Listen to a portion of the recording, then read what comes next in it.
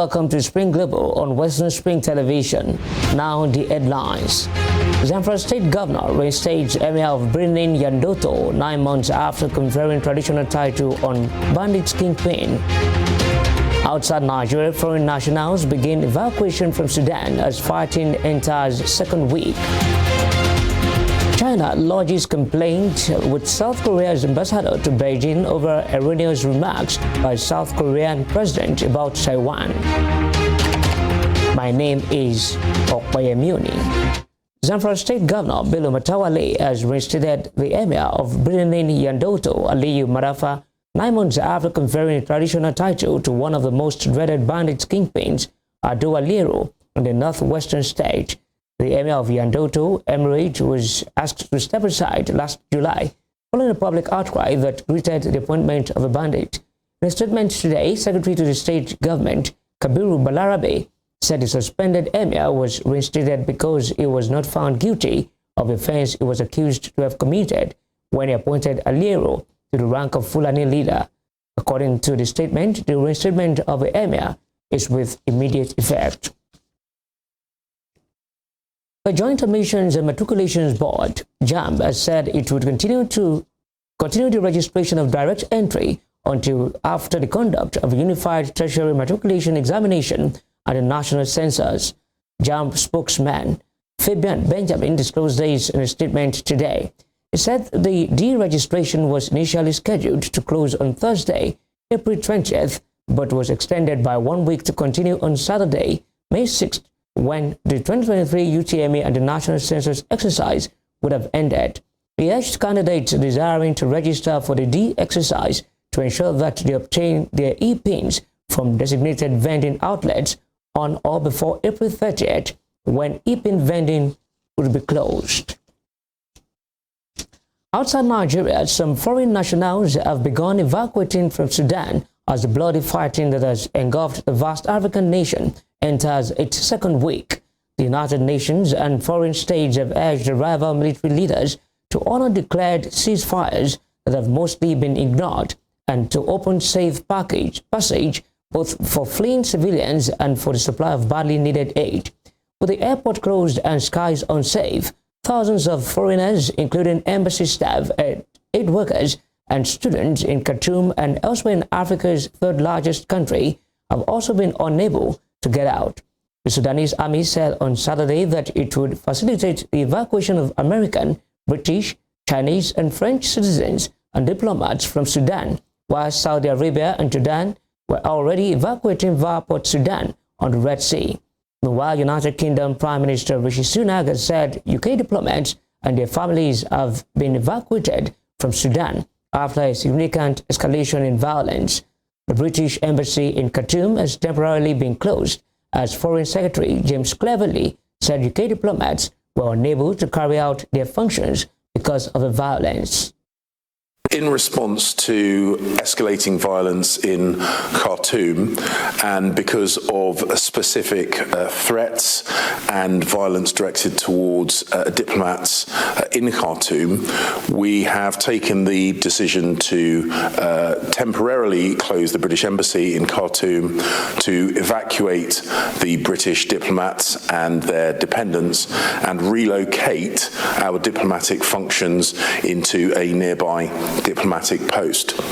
We continue to work directly and through our international partners to call for a ceasefire and an end to this violence.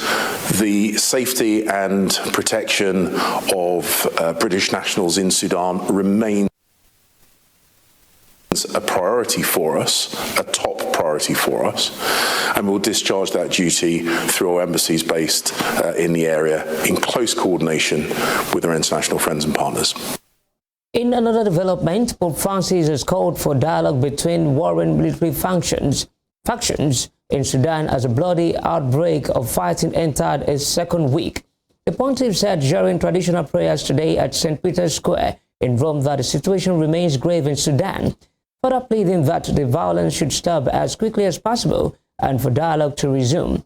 Fierce battles between the Sudanese army and the paramilitary group, which has seen fighting with tanks in densely populated Khartoum and airstrikes launched by fighter jets have killed more than 400 people and left thousands wounded. The fighting between Army Chief Abdel Fattah al-Burhan's forces and the rival rapid support forces of his former deputy, Mohamed Daglo, began on April 15th over a dispute on the planned integration of the RSF into the regular army. The move was a key condition of a deal aimed at restoring Sudan's democratic transition after the military toppled former leader Omar al-Bashir in April 2019 following mass citizen protests. In Mali, 10 civilians and 3 soldiers were killed and 88 jihadists neutralized in multiple incidents across the country yesterday. The government said in a statement that suspected jihadists attacked the Savary airport area in the central Mopti region, detonating car bombs, which killed 10 civilians and injured 61 others. The blast destroyed some houses in the airport surrounding area, which is home to a Malian military camp. A local elected official earlier told journalists that Senegalese soldiers from the United Nations peacekeeping mission in Mali, MINUSMA, were involved in the fighting. Mali's junta in 2022 began working with what it calls Russian military instructors, but opponents say these are mercenaries from Russia's Wagner Group. Still in Africa, the father of a man whose body was used by a notorious South African rapist to escape from prison has demanded to know how his son died. Thabo Bester managed to break out of prison last year after faking his own death by setting fire to his cell. A body was found inside which was initially believed to be Bester's, but it has now been identified as belonging to Katlego Bereng. His father, Bato Mfolo, says he needs the truth and nothing but the truth. He says the police told him that his son had collapsed in the city of Bloemfontein and then died in hospital before he was taken to a mortuary. In Kenya, police have exhumed human remains from more than a dozen suspect graves in the east of the country amidst an investigation into followers of a Christian cult who believed they would go to heaven if they stabbed themselves to death. A detective in the town of Malindi, Charles Kamau, said police began exhuming bodies on Friday, where 15 members of the Good News International Church were rescued last week. It was gathered that 21 bodies had been found so far and that more could yet be uncovered. Preacher Paul Intenge is in custody pending a court appearance. One of the 58 graves that have been identified so far is believed to contain the bodies of 5 members of the same family, 3 children, and their parents. Mr. Mackenzie, who allegedly told his followers to stab themselves in order to meet Jesus, denied the wrongdoing, but has been refused bail. He insists that he shut down his church in 2019. Moroccan police seized 5.4 tons of cannabis resin stashed in a truck headed for Spain and 60 kilograms of cocaine packed in frozen tuna. The General Directorate of National Security said security and customs officers seized the cannabis resin in the northern port of Tangier on board an international freight truck. The resin blocks were pressed into plates slotted into specially fitted cavities, including in the truck's chassis. In a separate operation, also in Tangier, nearly 60 kilograms of cocaine was seized on Thursday inside a refrigerated container. The cocaine was packed in tuna marked as coming from Ecuador and destined for Spain. Morocco is the world's largest producer of cannabis resin, according to the United Nations, and police seized nearly 100 tons last year. In Asia, Indian police have arrested Sikh separatist Amritpal Singh after searching for him for more than a month. The rise of Singh, a preacher in the northwestern state of Punjab, where Sikhs are the majority, has revived talk of such a homeland of stoked fears of a return to violence of the 1980s and early 1990s. A top official in the Punjab police, Sukain Gill, told reporters today that Amritpal Singh has been arrested from the Road village in Moga district, Punjab, on the basis of specific intelligence. Singh and supporters armed with swords, knives, and guns raided a police station in February after one of the preacher's aides was arrested for assault and attempted kidnapping.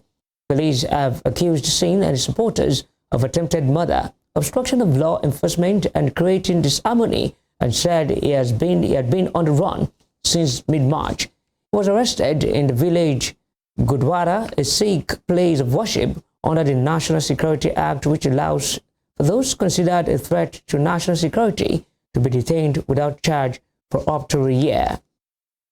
Pressure by Punjab Police from last 35 days, and all the wings of Punjab Police, they have worked in coordination for this special operation. I would just like to explain that NSA warrants were issued against Amritpal Singh, and NSA warrants have been executed today morning. Further, law will take its own course in this case. People in Punjab, they have maintained peace and harmony, and Punjab Police and especially Punjab government is thankful to the people of Punjab for maintaining communal peace, communal harmony during this period. Punjab Police is committed to maintain law and order in the state of Punjab. Any mischievous element spreading any type of rumor, they are warned to be careful and strict action would be taken against them. You're watching Spring Global on Western Spring Television. We'll be right back after this break.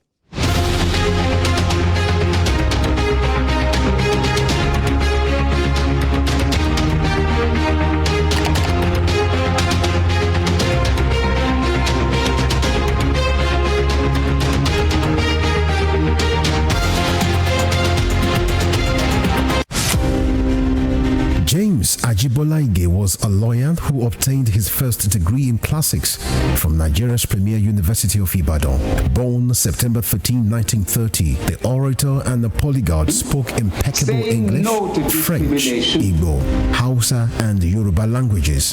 His fine diction placed him among classical orators and public speakers like Cicero, the Roman orator. This attribute earned him the prefix Cicero of Esauke. He authored Kaduna Boy, an autobiography, Detainee's Diary, Constitution, and the People, among 6 other books.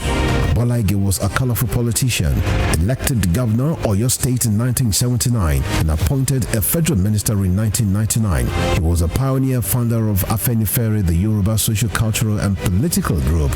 He invested his political sagacity to propel the group to the height of political leadership and decision-making in the southwest of Nigeria.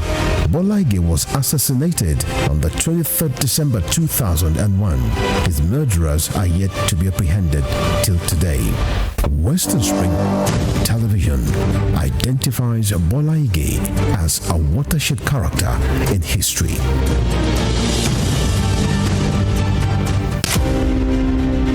Ahmadu Bello, Prince Royal, was born 6th of December 1910 at Raba Village, Sokoto, northwestern Nigeria. His father was a district head and heir apparent to the Sultanate throne from the house of Usmanu Danfodio, a religious and social reformer who brought the Habib dynasty under the Fulani Caliphate in the beginning of the 19th century. Ahmadu Bello raised the bar of political consciousness and participation when, in 1944, he engineered the establishment of the Northern People's Congress (NPC) as the first political party in northern Nigeria and the rallying point for politicians in the region before independence.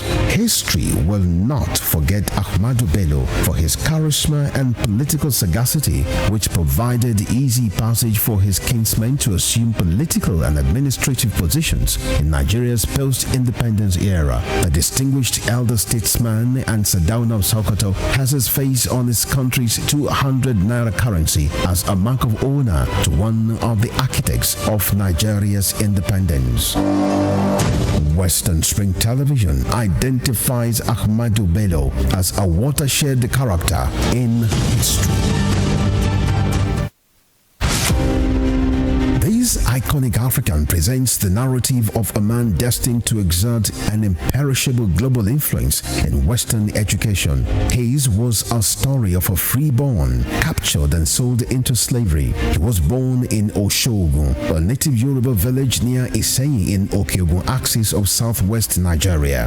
Samuel Ajayi Crowther was the foundation student of Fora Bay College, Sierra Leone, the foremost university where the pioneer set of native Africans were educated.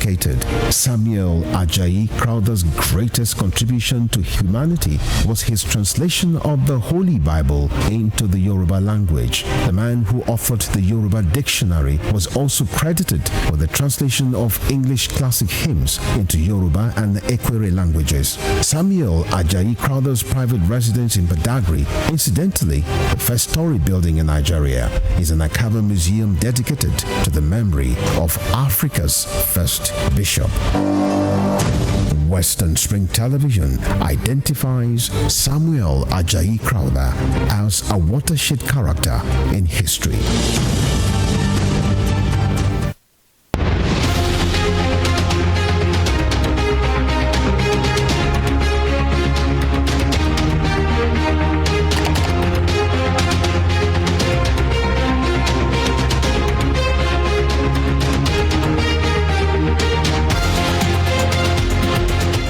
Welcome back on Spring Global on Western Spring Television. Now to the rest of the stories. Chinese Vice Foreign Minister Sun Weidong has lodged a complaint with South Korea's ambassador to Beijing over erroneous remarks by the South Korean president about Taiwan. According to a Chinese Ministry of Foreign Affairs statement today, Weidong told the ambassador that South Korean President Yoon Suk-yeol's remarks were totally unacceptable, and he also expressed strong dissatisfaction. The diplomatic dispute between Beijing and Seoul stems from a recent interview with the Reuters news agency, during which Yoon said increased tension around Taiwan was due to attempts to change the status quo by force, and that he opposed attempts to do so. The South Korean leader also said that the dispute between China and Taiwan was now a global issue. Officials said China strongly rejected any comparison between the issue of Taiwan and North Korea. In North America, a top Mexican immigration official was charged yesterday over the deaths of 40 migrants in a fire at a detention center last month. According to the Federal Judiciary Council, head of the National Institute of Immigration in the northern state of Chihuahua, Salvador Guerrero, was charged with homicide, injury, and unlawful exercise of public service. According to Mexican authorities, the fire in Ciudad Juarez, on the border with the U.S. city of El Paso, started when a migrant set fire to the mattress in his cell, where he was being held with 67 other men to protest his possible deportation. Security camera footage showed that once the fire broke out, neither immigration nor security personnel attempted to evacuate the migrants.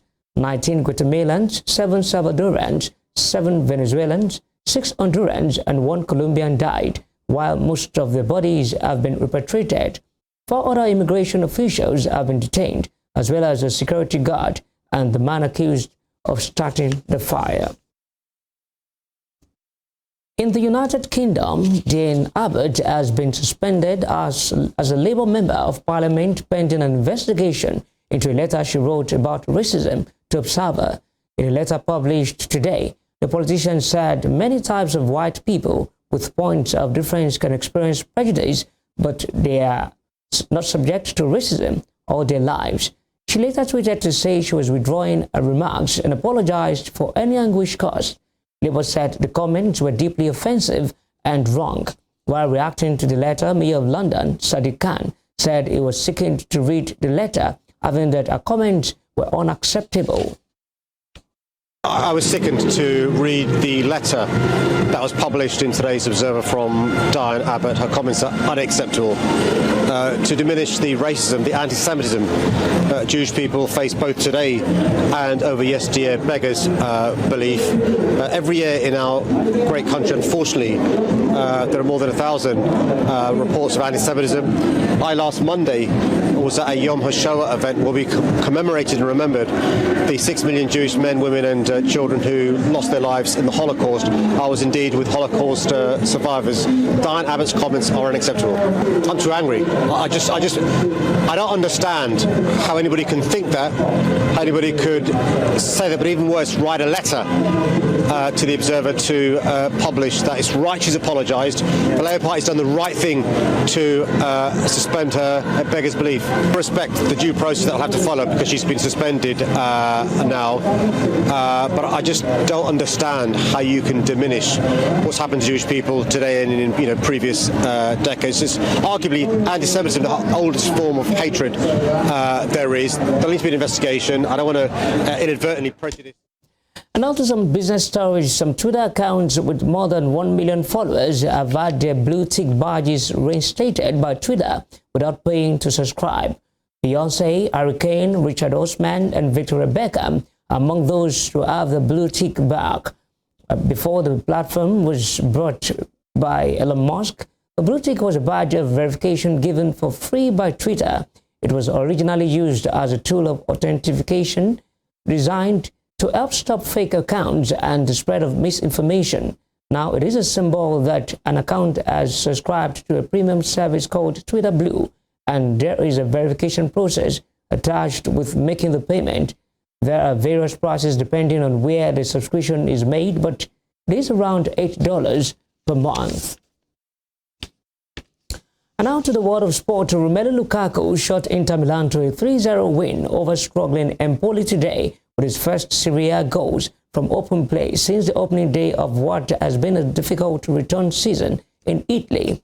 Belgium striker Lukaku netted 2 fine low finishes in the second half at the Stadio Castellani to help Inter to their first win in Italy's top flight since early March and move them above AC Milan into 5th, 2 points from the last Champions League place currently held by Roma. The 29-year-old, who also laid on Lautaro Martinez's late goal, took his league tally since returning to Inter on loan from Chelsea to just 5 with Sunday's brace. Lukaku has struggled with injuries for large chunks of a campaign, which started back in mid-August with a goal less than 2 minutes into Inter's opening fixture at Leeds.